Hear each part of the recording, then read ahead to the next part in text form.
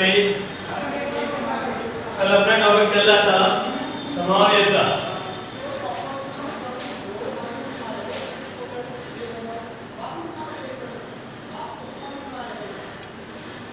समावयवता इसे कहते हैं इंग्लिश में आइसोमेरिज्म। आइसोमेरिज्म समावयवता टॉपिक है अपना, इसके बारे में आपको पढ़ा रहा हूँ। समावयवता क्या होता है? देखिए, समावयवता जो शब्द है इसे कहते हैं आइसोमेरिज्म। आइसोमेरिज्म ग्रीक भाषा के दो शब्दों से मिलकर बना है। यह ग्रीक भाषा के दो शब्दों से मिलकर बना है, आइसो और मिरोस।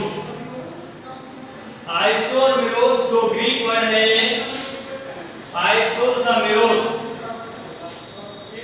आइसो और मिरोस दो ग्रीक वर्डों से मिलकर बना है आइसोमेरिज्म, जिसे हिंदी में कहते हैं समावयवता। आइसो का मतलब समान से होता है और मिरोस का मतलब इकाई से होता है। आइसो का मतलब होता है समान और मिरोस का अर्थ होता है इकाई से होता है। इससे होता है इकाई। यानी आइसोमेरिज्म का शाब्दिक अर्थ जो होता है वो समान इकाई होता है।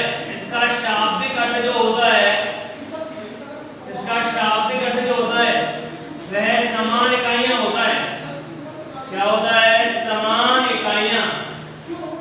समावयवता शब्द का शाब्दिक अर्थ समान इकाइयों से होता है।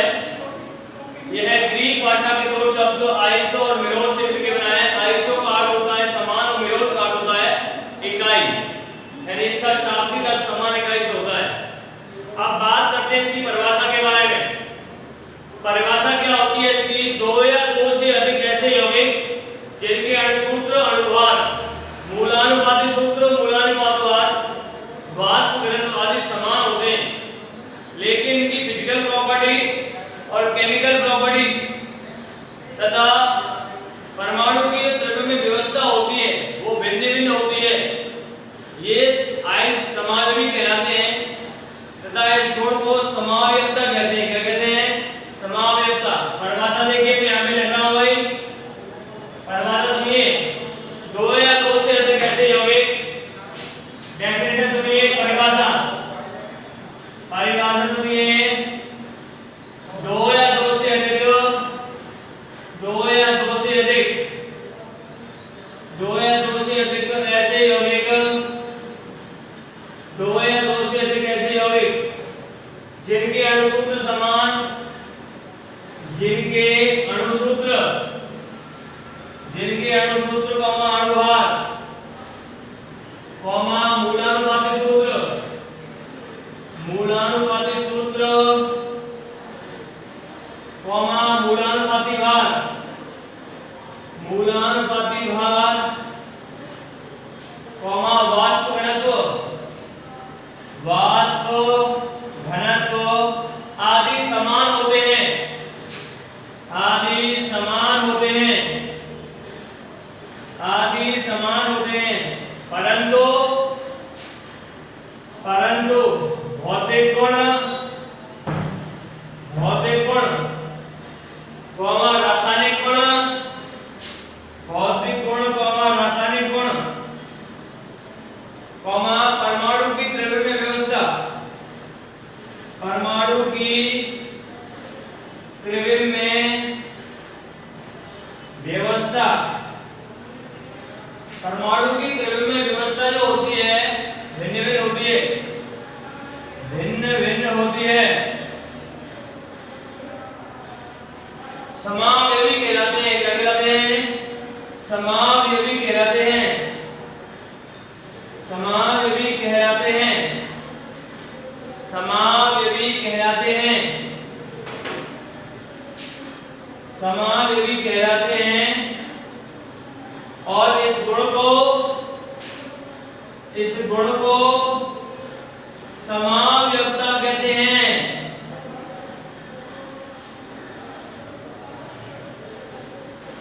क्या कहते हैं भाई? समावयवता। दोबारा सुनिए परिभाषा। समावयवता की परिभाषा में बोल रहा हूं, दो या दो से अधिक ऐसे यौगिक जिनके अणुसूत्र अणुभार, मूलानुपाती सूत्र, मूलानुपाती भार, वाष्प घनत्व आदि जो प्रॉपर्टीज होती है वो समान होती है, परंतु उनके भौतिक गुण, रासायनिक गुण, परमाणु की द्रव्य में जो व्यवस्था होती है वह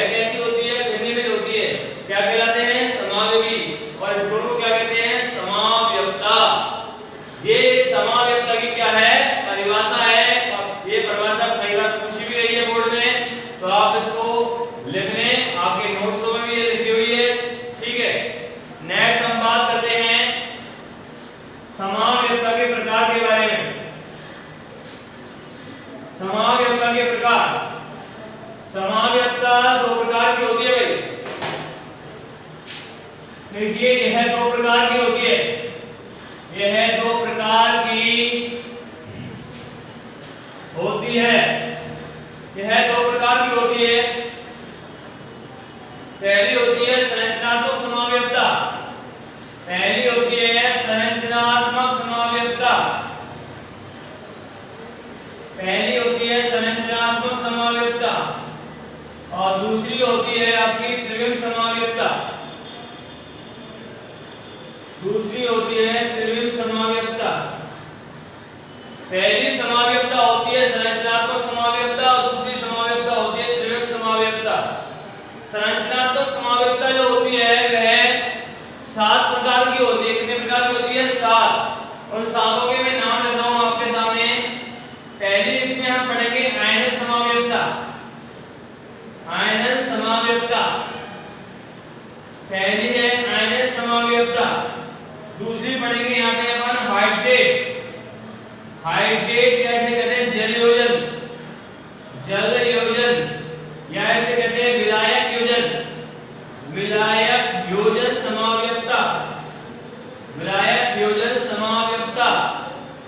दूसरी है आपकी हाइड्रेट का मतलब जल से होता है, इसे हाइड्रेट ऑब्लिक जल योजन ऑब्लिक विलायक योजन समाव्यवस्था कहा जाता है। तीसरी समाव्यवस्था हम पढ़ेंगे यहाँ पे बंधन समाव्यवस्था, बंधन समाव्यवस्था है तीसरी समाव्यवस्था, बंधन समाव्यवस्था। नेक्स्ट देखिए जो चौथी समाव्यवस्था होगी उसका नाम है उपसह संयोजन समाव्यवस्था, उपसह संयोजन समाव्यवस्था, उपसह संयोजन समाव्यवस्था है आपका अगला टाइप संरचनात्मक समाव्यवस्था में। नेक्स्ट 5वें नंबर की समाव्यवस्था मैं आपको सामने लिख रहा हूं, वो है लिगेंड समाव्यवस्था, लिगेंड समाव्यवस्था, लिगेंड समाव्यवस्था 5वें नंबर की समाव्यवस्था है। इसमें संरचनात्मक समाव्यवस्था में लिगेंड समाव्यवस्था।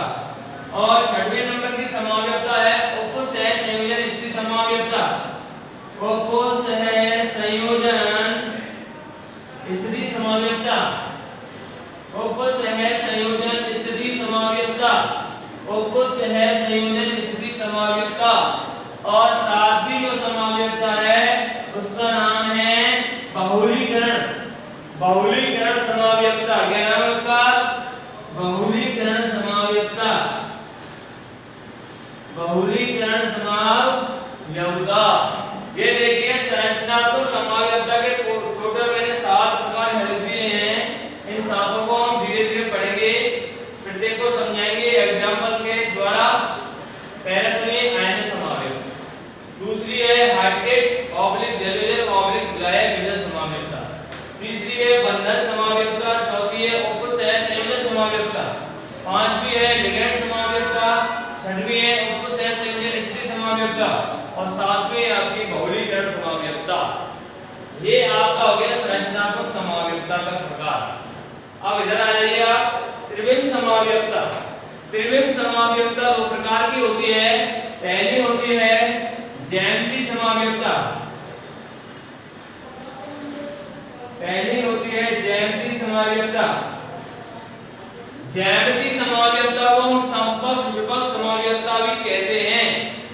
और दूसरी है यहाँ पे ध्रुवण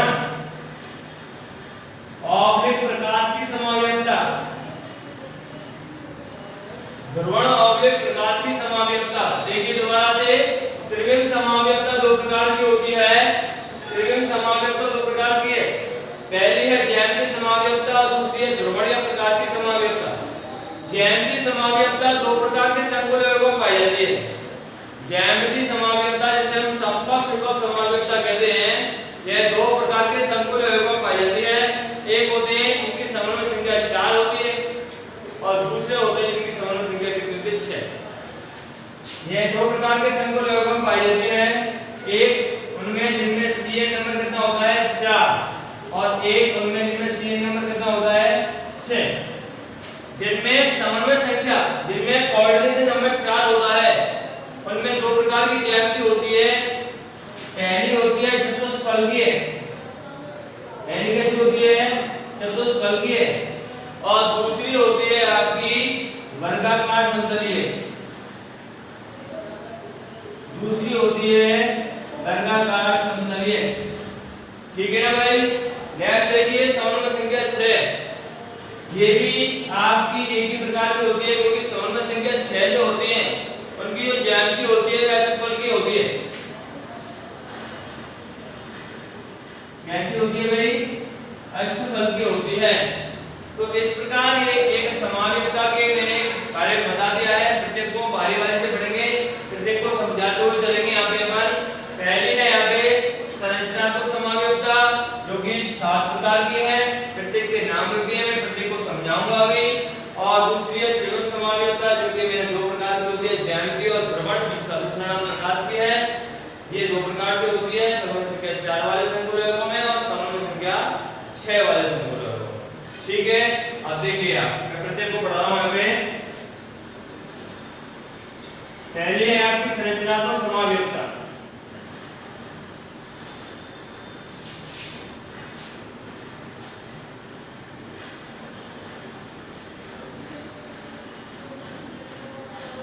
पहली समावेशिता है संरचनात्मक समावेशिता।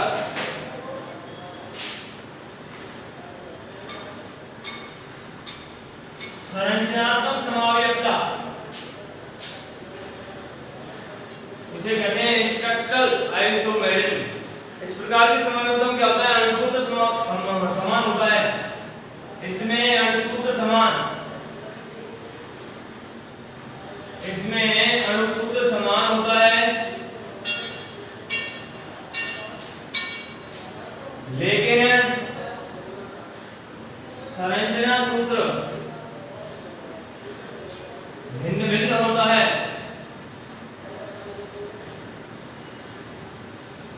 इस प्रकार की समावेशिता में अणुसूत्र समान होता है, लेकिन संरचना सूत्र कैसे होता है?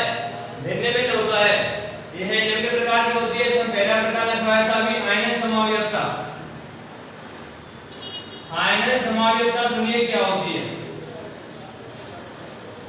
आयनन समावेशिता जिसे कहते हैं आयोनाइजेशन आइसोमेरिज्म।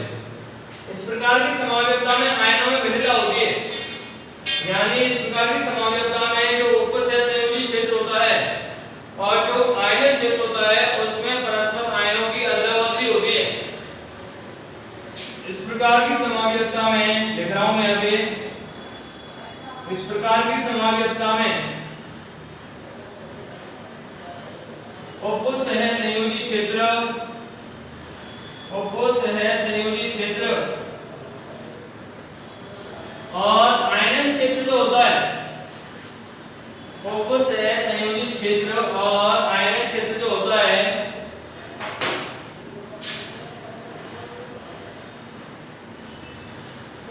आयनन क्षेत्र में आयनों की अदला बदली होती है, आयनों का भिन्न होता है।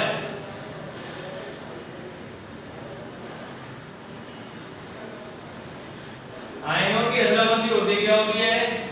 अदला बदली जिसे विनिमय कहा जाता है। विनिमय, आयन परस्पर चेंज होते हैं, इनमें क्या होता है? परिवर्तन होता है। इस प्रकार की समावेशिता कहलाती है आयनन समावेशिता। दोबारा सुनिए, इस प्रकार की समावेशिता में उपसहसंयोजी क्षेत्र और आयनन क्षेत्र में परस्पर आयनों की अदला बदली होती है, आयनों का विनिमय होता है, आयनों में परिवर्तन होता है। और इस प्रकार के समावेशी विलयन में कई प्रकार के क्या होते हैं? आयन होते हैं। इस प्रकार के समावेशी विलयन में कई प्रकार के आयन होते हैं। अब देखिए मैं इसको एग्जांपल से समझा रहा हूं। एग्जांपल सुनिए इसका। एग्जांपल क्या है? एग्जांपल है इसका COS3 का होल 5। एग्जांपल सुनिए CONH3 का होल 5 BrSO4। CONH3 का होल 5 BrSO4। ये आपके सामने एक एग्जांपल है। मैं इसको ऐसे लिख रहा हूं पहले CONH3 का होल 5 Br और यहाँ पे लिख दिया मैंने क्या? SO4। देखिए Br मैंने अंदर ले लिया बड़े कोष्ठक के अंदर और SO4 को बाहर रख दिया। ये पूरा क्षेत्र कहलाता है उपसह संयोजन मंडल या उपसह संयोजी क्षेत्र, और ये कहता है आपका आयनन क्षेत्र। अब देखिए ये जो होता है बैंगनी कलर का होता है, ये बैंगनी कलर का होता है, हम इसका अपन आयनन करते हैं तो ये वाला भाग जल में घुल जाता है, लेकिन ये नहीं घुलता है क्योंकि यह समन्वय मंडल होता है या उपसह संयोजन मंडल होता है, जिसमें लिगैंड जो है और जो केंद्रीय धातु परमाणु है उसके बीच में उपसह संयोजी बंध होता है, इसलिए केवल SO4 सल्फेट ही होता है इसमें जल में। आगे देखिए इसका आयनन करेंगे, SO4 -2 होता है, यहाँ पे क्या जाएगा प्लस, तो उसको हम ऐसे करेंगे CONH3 का होल 5, CONH3 का होल 5 Br ऊपर आ गया +2 और यहाँ पे आ गया SO4 -2, ये हो गया आयनित, ये जल में घुल जाता है। अब ये समावेशी जो होता है बैंगनी कलर का होता है और यह BaCl2 के साथ, यह BaCl2 के साथ एक सफेद रंग का BaSO4 बेरियम सल्फेट का एक अवच्छेद देता है। यह समावेशी जो होता है BaCl2 के साथ, इसको लिख रहा हूं यहाँ पे, यह समावेशी BaCl2 के साथ सफेद रंग का BaSO4 का अवच्छेद देता है।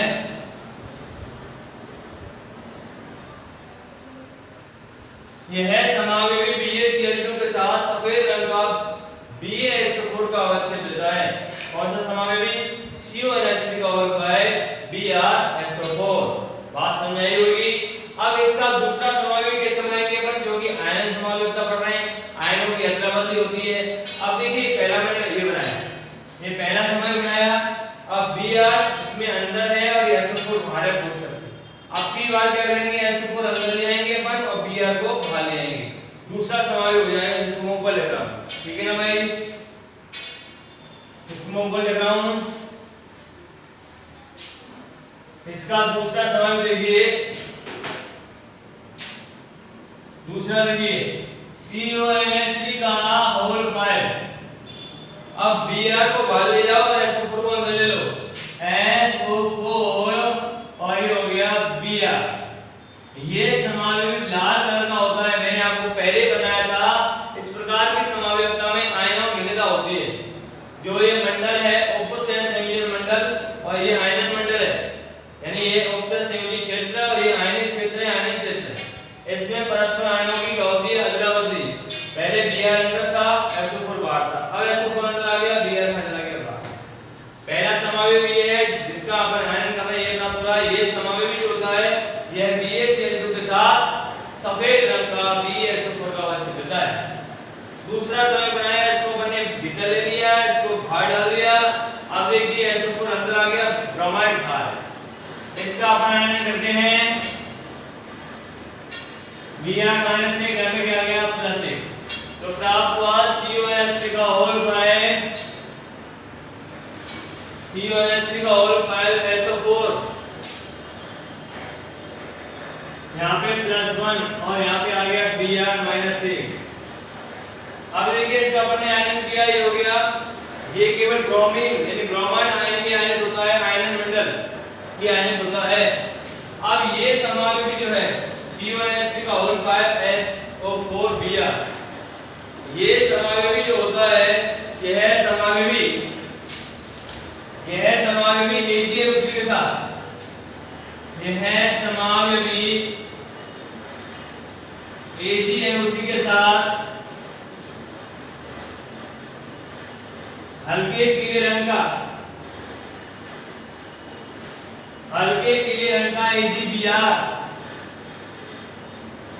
AgBr का अवच्छेद देता है।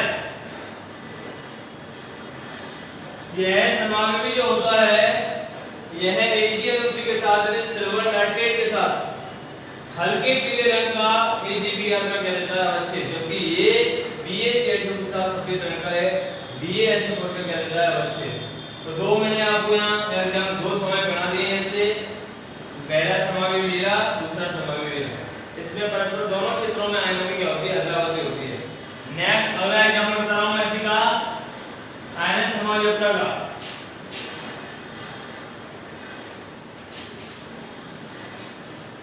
दूसरा देखिए एग्जांपल C1H3 का होल 5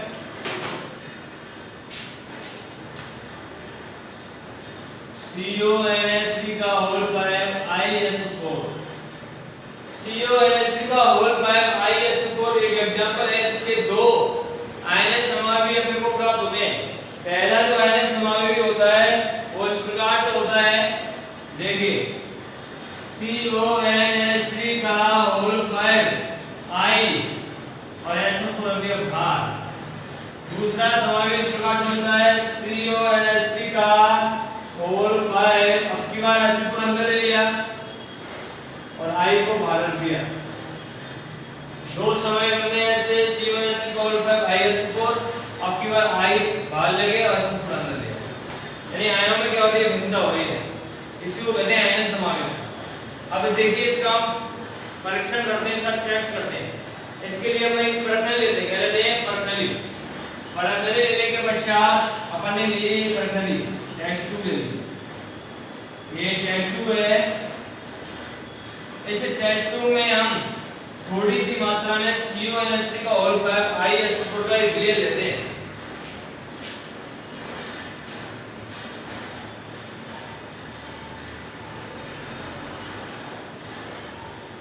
इसमें लिया अपने CONH3 का होल 5 ISO4 का विलयन लिया थोड़ी सी मात्रा में। एक परख में लेते हैं, इसमें थोड़ी सी मात्रा में CONH3 का होल 5 ISO4 का सॉल्यूशन लेते हैं।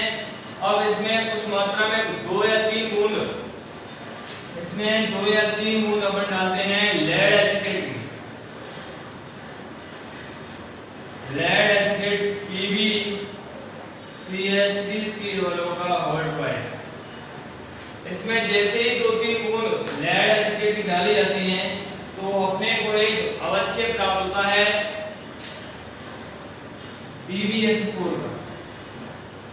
एक सफेद अवच्छेद प्राप्त होता है PbSO4 का।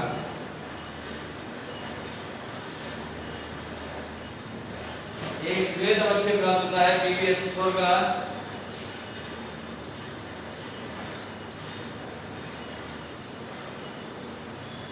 PbSO4 अवच्छेद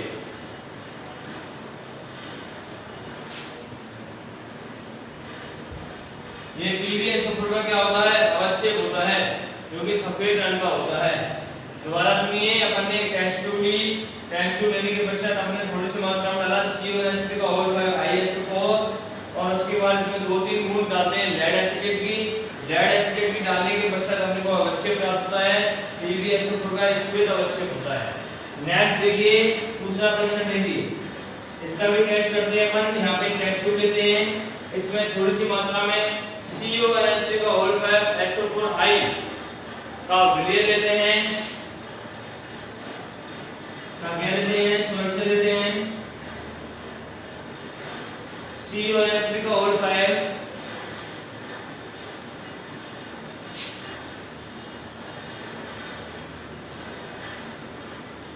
SO4 और I। ठीक है भाई, अपन ने CONH3 का होल 5 SO4I का थोड़ा सा सॉल्यूशन लिया, इसमें 2 या 3 अपन लेड एसिटेट डालते हैं। लेड एसिटेट यानी PbCH3COO का होल 5। जैसे इसमें 2 या 3 बूंद लेड एसिटेट डालते हैं तो अपने को एक अवच्छेद प्राप्त होता है PbI2 का। PbI2 का अवच्छेद प्राप्त होता है जो कि हल्के पीले रंग का होता है। PbI2 का एक अवच्छेद प्राप्त होता है जो कि हल्के पीले रंग का होता है। दोबारा सुनिए, दूसरा एग्जांपल लिया मैंने यहाँ पे आपको आयनन समायोजकता का। अपन ने लिया CONH3 का होल 5 ISO4। इसके दो समावयवी होते हैं, दो आयनन समावयवी होते हैं। पहला है CONH3 का होल 5 ISO4 और दूसरा है CONH3 का होल 5 SO4I। अब देखिए इसको अपन ने इसका टेस्ट कर रहे हैं, प्रश्न लिए अपन ने। प्रश्न लेने के पश्चात इसमें थोड़ी सी मात्रा में डालते हैं CONH3 का होल 5 ISO4, ठीक है ना भाई। इसमें 2-3 बूंद डालते हैं लेड एसीटेट की, जैसे ही लेड एसीटेट की 2 या 3 बूंदें डाली जाती हैं तो अपने को PbSO4 का आवश्यक प्राप्त होता है। क्या डालने पर लेड एसीटेट की 2-3 बूंद इसमें जैसे ही डालते हैं तो अपने को PbSO4 का आवश्यक प्राप्त होता है। ऐसे यहाँ पे आइए, ये है आपका C1H3O5SO4I। इसको अपन थोड़ी सी मात्रा में इसका सॉल्यूशन लेते हैं इसमें प्रणाली में, और इसमें 2 या 3 बूंद क्या डालते हैं लेड एसीटेट। जैसे इसमें 2 या 3 बूंद लेड एसीटेट डालते हैं तो अपने को हल्के पीले रंग का एक आवश्यक प्राप्त होता है, अपने को हल्के पीले रंग का आवश्यक प्राप्त होता है PbI2 का, ठीक है ना। PbI2 का आवश्यक प्राप्त हो जाता है। ये है आपका फाइनल संभाव्यता। नेक्स्ट दूसरे प्रकार की संभाव्यता देखिए आप।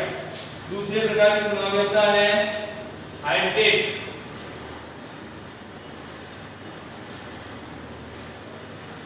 दूसरे प्रकार की संभाव्यता का नाम है हाइड्रेट या जलविलयन संभाव्यता। दूसरे प्रकार की संभाव्यता है हाइड्रेट या जलविलयन संभाव्यता। नेक्स्ट संभाव्यता है हाइड्रेट।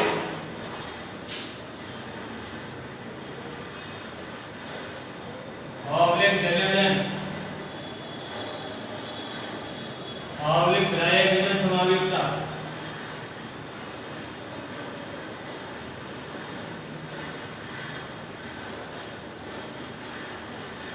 हाइड्रेट ऑब्लिक जलविलयन ऑब्लिक जलविलयन संभाव्यता। इस प्रकार की संभाव्यता में क्या होता है कि उपसतह संयोजी क्षेत्र जो होता है उसके अंदर जल के अणुओं की भिन्नता होती है, यानी इसमें जल का स्थानांतरण होता है। इसमें जल का स्थानांतरण होता है,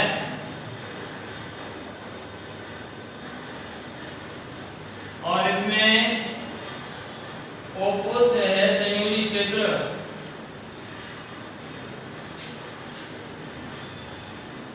में जल के अणुओं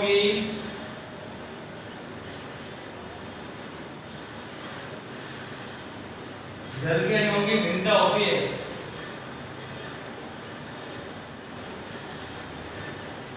दोबारा सुनिए हाइड्रेट ऑब्लिक जलविलयन ऑब्लिक विलायक संभाव्यता के बारे में।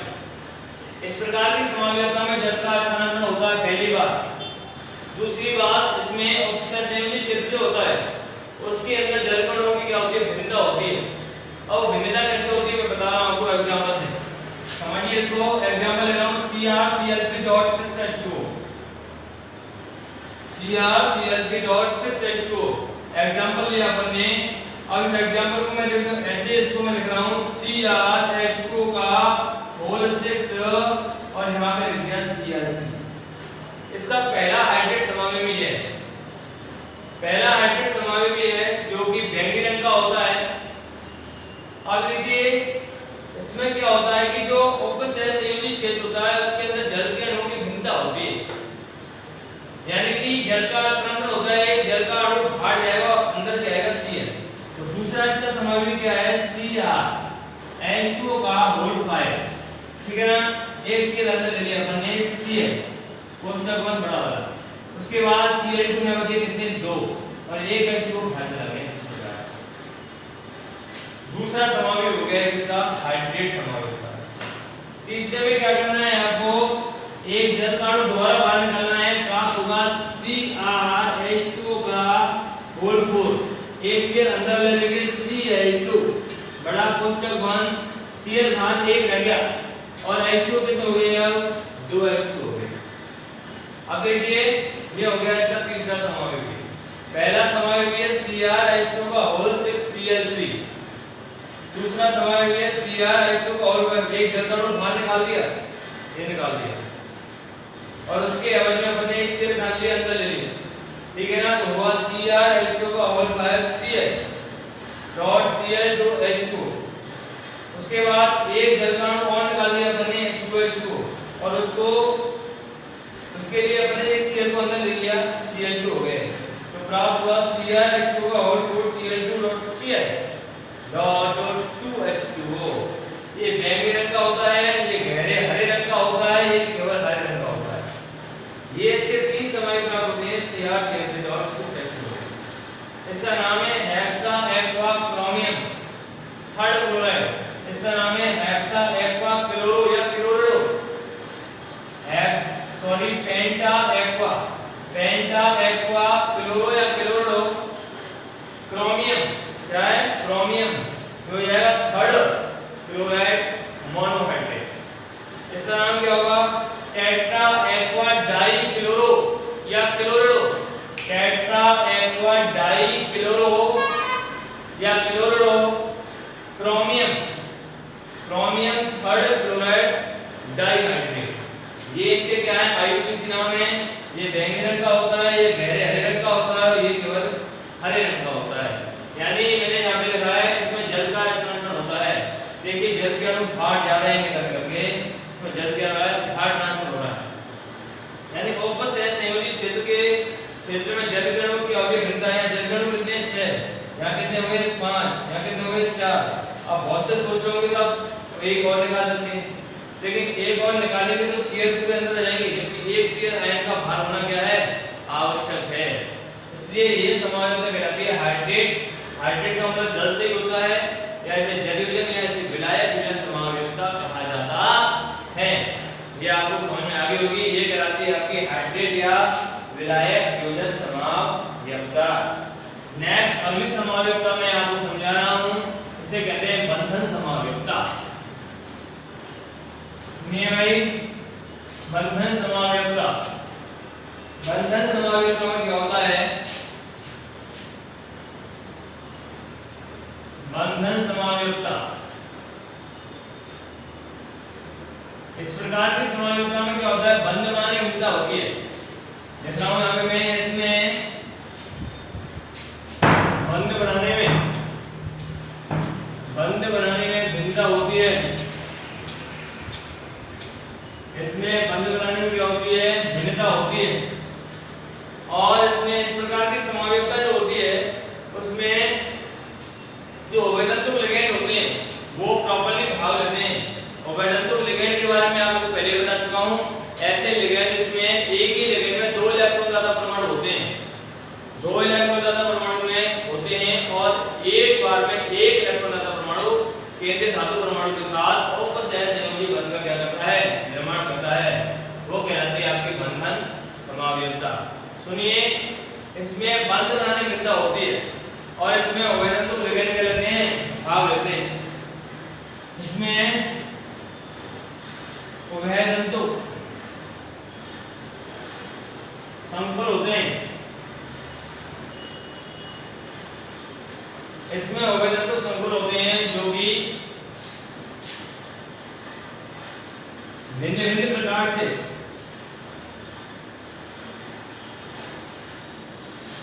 बंध बनाते हैं। दोबारा सुनिए, इसमें उभयतंतुक संकुल होते हैं जो कि भिन्न-भिन्न प्रकार से बंध बनाते हैं।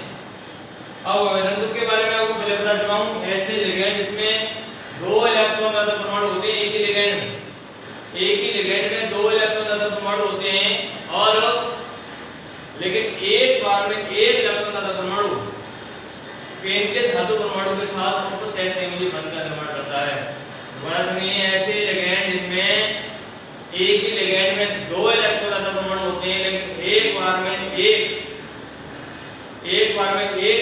इलेक्ट्रॉन युग्म त्याग कर जो लिगैंड होता है उभयतंतुक लिगैंड वह केंद्रीय धातु परमाणु के साथ उपसहज संयोजी बंध का क्या करता है, निर्माण करता है। जैसे एग्जांपल Cn- उभयतंतुक लिगैंड और NO2- उभयतंतुक लिगैंड, HCl- एक कैसा लिगैंड है, उभयतंतुक लिगैंड है, इत्यादि इसके क्या है, कुछ एग्जांपल है। आगे देखिए, इसमें एक एग्जांपल बताता हूं, CuNH3 का होल है। इसका एग्जांपल है CuNH3 का होल है, CuNH3 का होल है NO2 और हो गया Cl, CuNH3 का होल है NO2 और हो गया Cl2। इसको में देखिए आप, इसमें 2 प्रकार के समवाय बनते हैं, 2 प्रकार के बंधन समवाय बनते हैं। पहला बंधन समवाय कौन सा है, देखिए CuNH3 का होल है, CuNH3 का होल है NO2 कोष्टक 1 भारत में Cl, CuNH3 का होल है NO2 भारत का Cl2, क्योंकि ये कैसा लिगैंड है, यहाँ पे उभयतंतुक लिगैंड, यहाँ पे केंद्रीय धातु परमाणु क्या है CO कोबाल्ट, यानी कि N जो है वह किन धातु परमाणु को अपना इलेक्ट्रॉन युग्म दान में दे रहा है, इसलिए N इसके साथ क्या करता है बॉन्ड बनाता है। कौन सा बॉन्ड बनाता है O सहसंयोजी बंध। दूसरा सवाल भी कैसे लिखना है आपको, CONH3 का होल बॉन्ड, CONH3 का होल बॉन्ड। अब मैं NO2 को लिख रहा हूं ONO, ONO इस प्रकार से, और बड़ा पुस्तक बंद हो गया, बाहर हो गया Cl2, क्या हो गया बाहर Cl2, ये बाहर इस प्रक्रिया बनने Cl2। ये देखिए इसमें एग्जांपल लिया था मैंने CONH3 का होल बॉन्ड NO2 Cl2, इसमें दो समवायु बनने हैं CONH3 का होल बॉन्ड NO2 और Cl2, और दूसरा समवायु बनना है CONH3 का होल बॉन्ड ONO और Cl2। अब देखिए इसमें लिखा मैंने NO2 और इसमें लिखा मैंने क्या ONO। अब देखिए इसका नाम क्या होगा CONH3 का होल बॉन्ड NO2 Cl2, यहां पे हो गया -2, यहां पे क्या हो गया +2, यानी पेंटाएमीन nitrito N, पेंटाएमीन nitrito N cobalt, क्या कोबाल्ट थर्ड क्लोराइड, यहाँ पे नाम क्या होगा पेंटाएमीन nitrito O, पेंटाएमीन nitrito O cobalt third chloride. ये इनके क्या हो गए IUPAC नाम हुए हैं। तो इस प्रकार की समावयवता बंध बनाने में क्या होती है भिन्नता होती है, और इसमें अवबंधक लिगेंड होते हैं, यानी कि जो समतुल होते हैं वो अवबंधक होते हैं, क्योंकि भिन्न-भिन्न प्रकार से क्या बनते हैं बंध बनाते हैं। इसका दूसरा एग्जांपल देखिए, दूसरा एग्जांपल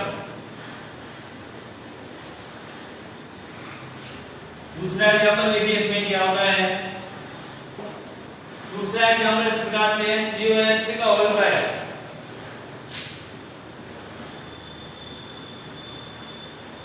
HCN और देखिए Cl2।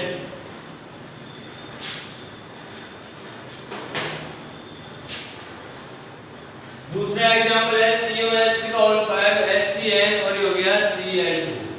इसमें क्या होता है सुनिए, CONH3 का होल बॉन्ड HCN Cl2, ये भी एक बंधन समावयवता को प्रदर्शित करने वाला उदाहरण है। इसके दो बंधन समावयवी होते हैं। इसका पहला जो बंधन समावयवी होता है वो इस प्रकार से होता है, देखिए आप CONH3 का होल बॉन्ड HCN और ये ब्रैकेट 1 Cl2। यहाँ पे लिखा मैंने दूसरा CONH3 का होल बॉन्ड, अब देखिए यहाँ पे लिखा है HCN, यहाँ पे लिखूंगा NCS और ये फोर्थ का गुणा तो हो गया Cl2। दोबारा सुन लीजिए आप, देखिए यहाँ पे लिखा CONH3 का होल बॉन्ड HCN Cl2, यहाँ लिखा CONH3 का होल बॉन्ड NCS Cl2, बस थोड़ा सा अंतर है इसमें। अंतर क्या है, यहाँ पे लिखा है HCN, यहाँ पे लिखा है क्या NCS, इतना सा ही अंतर है। अब देखिए HCN और NCS के बारे में बताया था आपको। HCN जो है अवैधत्व लिगेंड, अवैधत्व लिगेंड होने के कारण यहाँ पे S जो है वह केंद्रीय धातु परमाणु के साथ क्या बना रहा है बॉन्ड बना रहा है, सहसंयोजी बंध बना रहा है। तो यहाँ पर लिखेंगे इसको थायोसाइनेट, क्या लिखेंगे थायोसाइनेट। लेकिन यहाँ पर N जो है वह केंद्रीय धातु परमाणु CO के साथ कोबाल्ट के साथ सहसंयोजी बंध बना रहा है, तो यहाँ पे इसको क्या लिखेंगे आइसोथायोसाइनेट। समझ में आई नहीं है आपको बात। तो यहाँ पे अवैधत्व लिगेंड का काम कौन कर रहा है, यहाँ पे कर रहा है HCN, कौन कर रहा है HCN।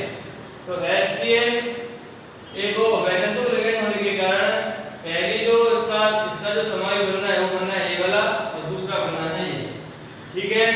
इसमें देखिए इसका नाम क्या होगा CONH3 का होल बॉन्ड HCN Cl2, हो गया -2, यहाँ पे क्या हो गया +2, ठीक है ना। उसका नाम हुआ पेंटाएमीन, ओके लिगेंड है ये भी HCN थायोसाइनेटो, देखिए नाम पेंटाएमीन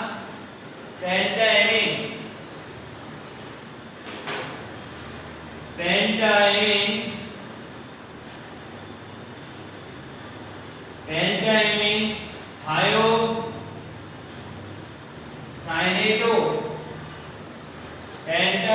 थायोसाइनेटो कोबाल्ट कोबाल्ट ये 0 होता है चार्ट में, ये -1 हो जाएगा third cobalt third chloride.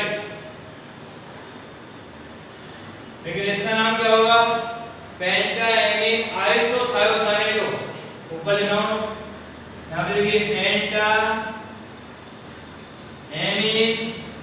आइसोथायोसाइनेटो cobalt third और क्लोराइड। इसका नाम हो गया पेंटाएमीन थायोसाइनेटो कोबाल्ट थर्ड क्लोराइड और इसका नाम हो गया पेंटाएमीन आइसोथायोसाइनेटो कोबाल्ट थर्ड क्लोराइड।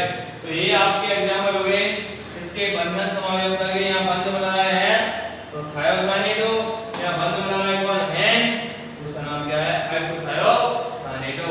ठीक है भाई, ये कहलाती है आपकी बंधन समायोजकता। नेक्स्ट जो चौथी समायोजकता है उसका नाम है उपसह संयोजन समायोजकता। देखिए भाई नेक्स्ट है उपसह संयोजन समायोजकता। उपसह संयोजन समायोजकता में क्या होता है? इस प्रकार की समायोजकता में लिगैंड का स्थानांतरण होता है, इसमें लिगैंड का स्थानांतरण होता है और इसमें धनायन और ऋणायन संकुल जो होते हैं वो भाग लेते हैं। मैं लिख रहा हूं यहाँ पे, इसमें लिगैंड का स्थानांतरण होता है,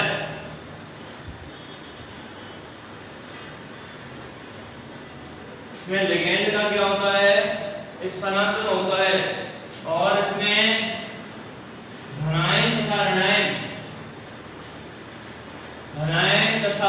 ऋणायन संकुल भाग लेते हैं। इसमें धनायन और ऋणायन दोनों ही संकुल भाग लेते हैं और यह समायोजकता का क्या करते हैं? प्रदर्शन करते हैं। धनायन और ऋणायन संकुल भाग लेते हैं जिनकी समन्वय संख्या जो होती है 6 के आसपास होती है। कितनी होती है? 6। जैसे एग्जांपल देखिए CrNH3 का होल 6 और COCN का होल 6, दो संकुल यौगिक हैं जिसमें एक है CrNH3 का होल 6 और दूसरा है COCN का होल 6। इसमें लिगैंड कौन सा है? पहले में NH3 एमीन है और दूसरे में लिगैंड कौन सा है? CN Simon. इनका परस्पर स्थानांतरण होता है, ये NH3 पहुंच जाता है यहाँ पर और CN आ जाता है यहाँ पर। तो प्राप्त क्या होता है? देखिए Cr यहाँ पे आ गया CN का होल 6 और CO यहाँ पे आ गया NH3 का होल 6। बात समझ आई नहीं आई? पहला हो गया CrCN का होल 6 और दूसरा हो गया CONH3 का होल 6। तो देखिए यहाँ पे लिगैंड का क्या हो रहा है? स्थानांतरण हो रहा है। क्या हो रहा है? स्थानांतरण। इसको अपन ऐसे ले सकते हैं या करके कि CONH3 का होल 6 और CrCN का होल 6। इसको हम ऐसे भी ले सकते हैं क्योंकि पहले लिखा जाता है धनायन, उसके बाद क्या लिखा जाता है? ऋणायन। ये धनायन संकुल है, उसके बाद ये क्या है? ऋणायन क्या है? संकुल। तो ये एग्जांपल था इसका उपसह संयोजन समायोजकता का। इसमें दो संकुल होते हैं, एक होता है धनायन, एक होता है ऋणायन। CrNH3 का होल 6, COCN का होल 6। यहाँ पे NH3 है, ये यहाँ से यहाँ पे आ गया, यहाँ पे CN है, यहाँ से यहाँ पे आ गया। तो ये हो गया CrCN का होल 6 और ये हो गया CONH3 का होल 6। इसको अपन ऐसे लिखते हैं CONH3 का होल 6 में पहले लिखा है, उसके बाद लिखा है CrCN का होल 6। क्योंकि धनायन ये वाला पार्ट है और ये वाला पार्ट कैसा है? ऋणायन। तो ये समायोजकता कहलाती है उपसह संयोजन समायोजकता। ठीक है भाई। नेक्स्ट देखिए लिगैंड समायोजकता। लिगैंड समायोजकता है, लिगैंड समायोजकता के बारे में समझिए क्या होती है। इस प्रकार की समायोजकता देखिए लिगैंड समायोजकता। लिगैंड समायोजकता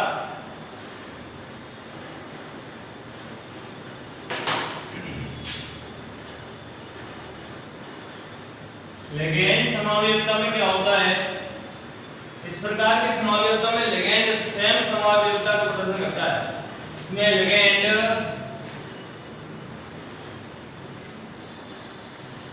स्वयं समावयवता प्रदर्शित करता है।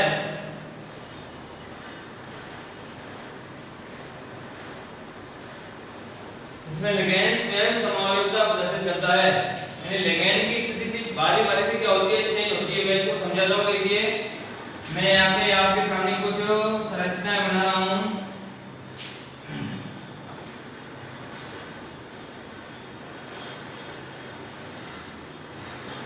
इस प्रकार से देखिए, ये मैंने आपके सामने 3 संरचनाएं बनाई है, ठीक है ना।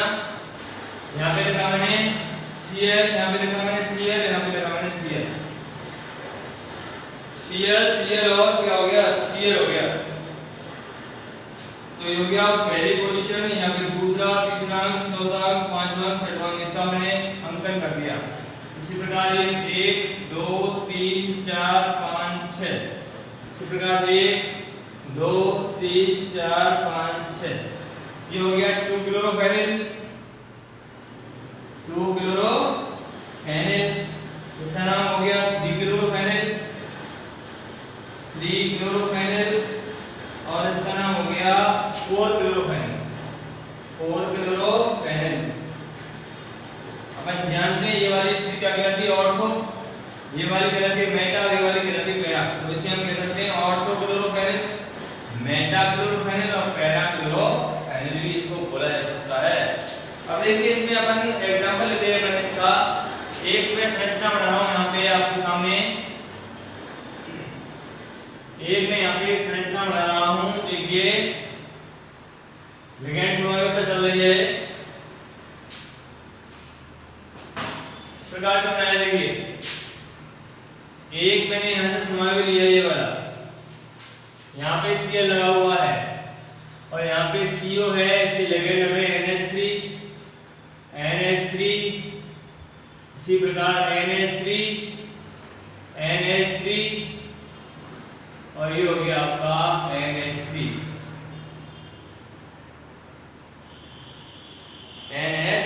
हो गया।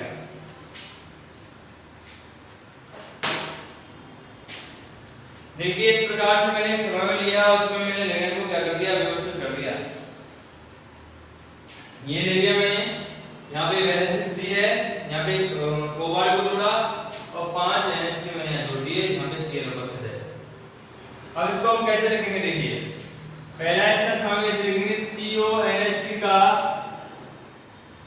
CO कोबाल्ट NH3 का 1 2 3 4 5 5, CO NH3 का होल 5। उसके बाद इसको लिखेंगे फेनिल, C 1 2 3 4 5 6, C6। H कितने बचे, 1 2 3 4, यहाँ पे H है, क्या यहाँ पे H, यहाँ के H को खत्म हो गए, C6H4, ठीक है ना भाई। देखिए ये हो गया CO NH3 का होल 5, C6, C कितने हैं, 1 2 3 4 5 6, H कितने हैं, 1H 2H, प्रत्येक C के पास H है, 3H 4H, और यहाँ के H क्या हो गया, समाप्त। यहाँ के H समाप्त होकर क्या लग गया, Cl, और यहाँ का H समाप्त होकर क्या लग गया, CO। तो C6H4 Cl, यहाँ Cl कौन सी पोजीशन लग रहा है, 1 2 पोजीशन लग रहा है, तो पोजीशन में लिखेंगे 2, छोटे पोजीशन। 2 नहीं लिखते हो तो आप ऑर्थो ले सकते हो, क्या ले सकते हो, ऑर्थो, क्या ले सकते हो, ऑर्थो, ठीक है ना। इसको आप बंद कर दीजिए। उसके बाद इसको बड़े पोजीशन में बंद कर दीजिए। उसके बाद Cl3 लिखना है, क्योंकि Cl यहाँ पे भी है, तो यहाँ पे आया और यहाँ पे आया, Cl3 हो गया। CO NH3 का और 5, C6H4, Cl की पोजीशन दूसरी है 1 2, ठीक है ना। तो दूसरी कंडीशन लिख दी, इसके स्थान पे हम और लिख सकते हैं, और Cl यहाँ पे है, फिर यहाँ पे आ जाता है, फिर यहाँ पे आ जाता है Cl3। दूसरी कंडीशन में लिखेंगे CO NH3 का और 5, C6H4 Cl अब की बार Cl यहाँ से हटा दिया हमने और यहाँ पे आ गया Cl, जैसे ये हटा देंगे। ये कौन सी कोष्टक है? तीसरी, तो हम लिखेंगे कोष्टक में 3, ठीक है ना। और एक कोष्टक अपन बंद कर देंगे, बड़े कोष्टक में तो बंद अंदर करके Cl3 लिख देंगे। CONH3 का होल 5 C6H4 Cl3 और बाहर क्या लिख दिया? Cl3। CONH3 का होल 5 CONH3 का होल 5 C6 1 2 3 4 5 6 C6 हो गए, फिर 4 1 2 3 4 H हो गए 4। Cl की पोजीशन पहले से दूसरी, अब कौन सी आ गई? तीसरी पोजीशन, और टोटल Cl3 कितने हुए? 1 2 और 1 3। इसको अपन बड़े कोष्टक के अंदर व्यवस्थित कर देते हैं, ये होता है महिला कोष्टक। अब तीसरा, इसमें तीसरी स्थिति क्या होती है? पहले आ गया यहाँ पे दूसरे पे, अब तीसरे पे, अब किस पे आएगा? चौथे पर। तो CONH3 का होल 5 ये हो गया C6H4, ये महिला कोष्टक बना देंगे Cl। अब Cl की पोजीशन देखिए, यहाँ से Cl हटकर अब नीचे आ जाता है, यहाँ पे आ जाता है भाई। ये हो गया पहला, दूसरा, तीसरा नंबर। यहाँ पे कौन सा है? चौथा नंबर। तो कोष्टक में चौथा और महिला कोष्टक यहाँ पे अपन क्या कर देंगे? बंद, बड़े कोष्टक के अंदर से बंद कर देंगे और बाहर कर देंगे Cl3। तो ये हो गया इसका तीसरा समावेश। दोबारा सुनिए, 3 कंडीशन लिखी मैंने। 2 क्लोरोफेनल, 2 पे यहाँ पे क्या क्लोरो, 3 पे क्लोरो है, 3 क्लोरोफेनल, और 4 पे क्लोरो है, 4 क्लोरोफेनल। ये अपन ने स्पीशीज ली, यहाँ पे अपन ने फ्री वैलेंस है, क्या जोड़ दिया? CO कोबाल्ट, कोबाल्ट पे क्या जोड़ दिए? 5 एमीन ग्रुप जोड़ दिए। यहाँ पे देखिए पहले Cl यहाँ पे था, फिर यहाँ पे आया, फिर यहाँ पे आया। पहला जो समावेशी है, पहला जो समावेशी है वो बनता है CONH3 का होल 5 C6 हो गया, 1 2 3 4 5 6 कार्बन है, और यहाँ पे H है, यहाँ पे H है, यहाँ पे H है, यहाँ पे H। पहले Cl यहाँ पे जोड़ा, तो देखिए Cl दूसरी पोजीशन पे है यहाँ पे, तो लिख दिया Cl2, उसके बाद Cl3, उसके बाद Cl यहाँ पे आ गया CONH3 का होल 5 C6H4 Cl3 Cl3। तीसरी पोजीशन में CONH3 का होल 5 C6H4 Cl कौन सी पोजीशन में आ गया? चौथी पोजीशन। बड़े कोष्टक के अंदर इसे व्यवस्थित कर दिया, उसके बाद रख दिया Cl3। ये इसके 3 समावेश बनते हैं, ये कहते हैं लिगैंड समावेशी। नेक्स्ट जो समावेश होता है, इसका एक दो एग्जांपल हो रहा है। दूसरा एग्जांपल देखिए, इसके 2 एग्जांपल हो रहे हैं। दूसरा एग्जांपल देखिए, दूसरा एग्जांपल इस प्रकार से है, CH2NH2 CH2NH2 और हो गया CH2NH2 CH2NH2 CH2, यहाँ से NH2 हटाइए,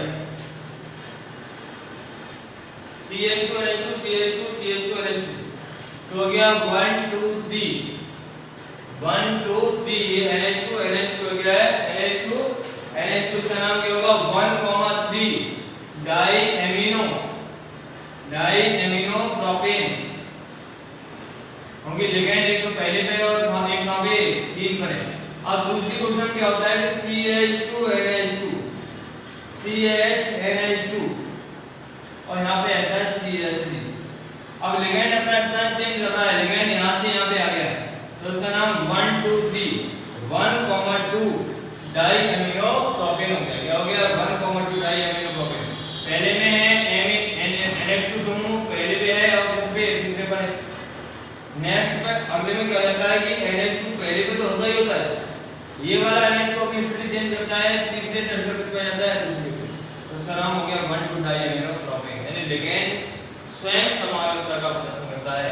इस प्रकार की समावेशिता में लिगेंड जो होता है वह स्वयं समावेशिता का प्रदर्शन करता है, इसलिए इसे कहते हैं लिगेंड समावेशिता। इसके बाद जो समावेशिता है वह है आपकी उपसहसंयोजन स्थिति समावेशिता। कौन समावेशिता है? उपसहसंयोजन स्थिति समावेशिता। उपसहसंयोजन स्थिति समावेशिता, देखिए उपसहसंयोजन स्थिति समावेशिता जो होती है उसमें क्या होता है? सुनिए,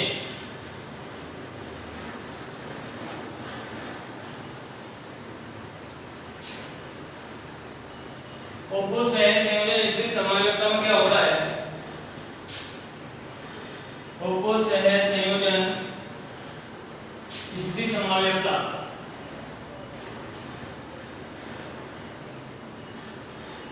उपसहज संयोजन स्थिति समायोजकता जो कि 6वें नंबर की समायोजकता है। इस प्रकार की समायोजकता में क्या होता है कि जो द्विनाभिकीय सेतु संकुल जो होते हैं, यह समायोजकता द्विनाभिकीय सेतु संकुलों के द्वारा प्रदर्शित की जाती है। द्विनाभिक या सेतु संकुल एक ऐसे संकुल होते हैं जिनमें लिगेंड जो होता है दो धातु परमाणुओं को परस्पर जोड़ने का कार्य करता है। इस प्रकार की समायोजकता द्विनाभिक या बहु नाभिकीय संकुल यौगिक जो होते हैं उनके द्वारा प्रदर्शित की जाती है और इसमें जो लिगेंड्स होते हैं वो दो धातु परमाणुओं को परस्पर जोड़ने का कार्य करते हैं, जिसके फलस्वरूप यह समायोजकता का क्या करते हैं? प्रदर्शन करते हैं। इसमें केंद्रीय धातु परमाणु जो होता है उससे जुड़े हुए जो लिगेंड्स होते हैं उनका परस्पर क्या होता है? ट्रांसफर होता है, उनका परस्पर विनिमय होता है। यानी कि पहले जो उदाहरण होता है इसमें वो असममित होता है, असममित होने के पश्चात वह सममित में चेंज हो जाता है। इसमें पहला जो एग्जांपल होता है वो कैसा होता है? असममित होता है। इसका एग्जांपल मैं समझा रहा हूं, देखिए NH3 का होल 4 CO कोबाल्ट, उसके बाद यहाँ पे OH, यहाँ पे OH, यहाँ पे CO, यहाँ पे NH3 का होल 2 और ये हो गया Cl2। कोष्टक बंद कर दिया मैंने और यहाँ पे लिख दिया मैंने +2। क्या लिख दिया? +2। ये एक असममित संकुल यौगिक है जिसे हम द्विनाभिकीय बहुनाभिक संकुल यौगिक कहते हैं। अब देखिए इसमें OH और OH दो धातु परमाणुओं को परस्पर जोड़ने का कार्य करता है, तो ये सेतु संकुल है, यानी सेतु संकुल यौगिक है। इसमें क्या होता है? यहाँ देखिए NHCO ये केंद्रीय धातु परमाणु है, ये NH3 का होल 4, ये NH3 का होल 2, वहाँ Cl। यहाँ पे Cl एक भी नहीं है, वहाँ पे Cl2 है, यहाँ NH3 4 है, वहाँ 2 है। तो दोनों अलग-अलग स्थिति है, ये असममित है। क्या है? असममित। इसमें क्या होता है कि केंद्रीय धातु परमाणु जुड़े लिगेंड होते हैं, इनका क्या होता है? विनिमय होता है। एक लिगेंड होता है यहाँ से यहाँ पे आ जाता है NH3 और एक Cl यहाँ से यहाँ पे आ जाता है, तो प्राप्त होता है Cl NH3 का Cl NH3 प्राप्त होता है। Cl यहाँ से यहाँ पे आ गया Cl NH3 का whole 3 CO OH OH CO, यहाँ पे NH3 कितना हो गया? 3 हो गया और यहाँ पे Cl हो गया 1 और यहाँ पे आ गया आपका H2। देखिए ये NH3 एक यहाँ से यहाँ पे चला गया 3 हो गया और एक Cl2 यहाँ पे, एक यहाँ पे आ गया Cl। अब दोनों देखिए स्थिति बराबर है, Cl यहाँ पे वहाँ पे NH3 यहाँ पे 3, यहाँ पे भी 3। इस प्रकार यह सममित है। क्या है? ये सममित है, क्या सममित? यानी केंद्रीय धातु परमाणु से जुड़े लिगेंड होते हैं उनका क्या होता है? ट्रांसफर होता है, उनका विनिमय होता है। केंद्रीय धातु परमाणु से जुड़े लिगेंड जो केंद्रीय धातु परमाणु है, केंद्रीय धातु परमाणु से जुड़े लिगेंड का विनिमय होता है और अपन को ये समायोजकता प्राप्त होती है। कहलाती है उपसहज संयोजन स्थिति समायोजकता। आपको समझ आ गई होगी। नेक्स्ट से जो नेक्स्ट समायोजकता है उसको हम कल बताएंगे। आज के लिए इतना ही। ठीक है, धन्यवाद। आगे के लिए कल। ठीक, धन्यवाद।